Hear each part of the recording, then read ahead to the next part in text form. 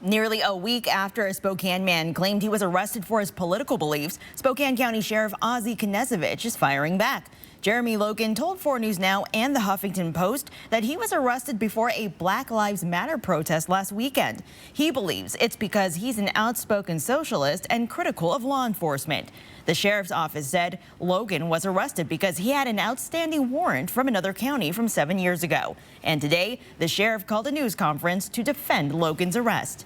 Kaitlin Knapp was there, and Kaitlin, the sheriff had a lot to say. Definitely a lot to say, Nia. The sheriff said that their arrest was for the warrant, not politics. Mind you, this warrant is from 2013 in Douglas County for failure to pay fines on a drug conviction. The sheriff also said Logan's rhetoric was increasingly violent, and yet he was not charged with making any sort of threat.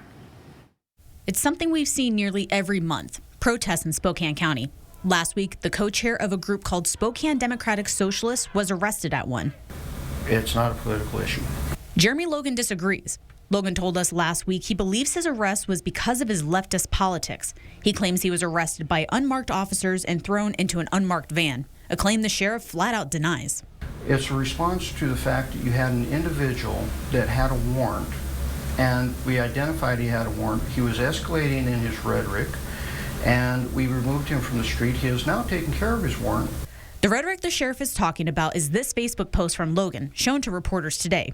The post says, quote, "I am not going to lie. I want to take these pigs' heads off with a handsaw." Logan said this wasn't a threat, but about his frustration about the death of George Floyd. The sheriff spent much of the press conference talking about Antifa, and an article the Huffington Post wrote about the arrest. No, I can't help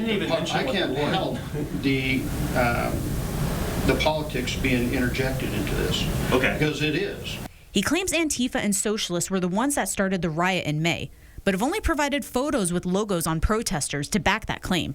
But he also upped the ante by making threats, and his rhetoric was increasingly violent. And we had been looking for him since June. I asked the sheriff why Logan wasn't arrested and charged with making the threat. That's kind of how it happens in nowadays, doesn't it? We have people that threaten to kill their spouses, and they're out. Logan was out on bond the next day. The sheriff says he's no longer on their radar. He doesn't have a warrant, and we'll watch to see what happens. If we get intelligence that there's something more, he could be back on our radar.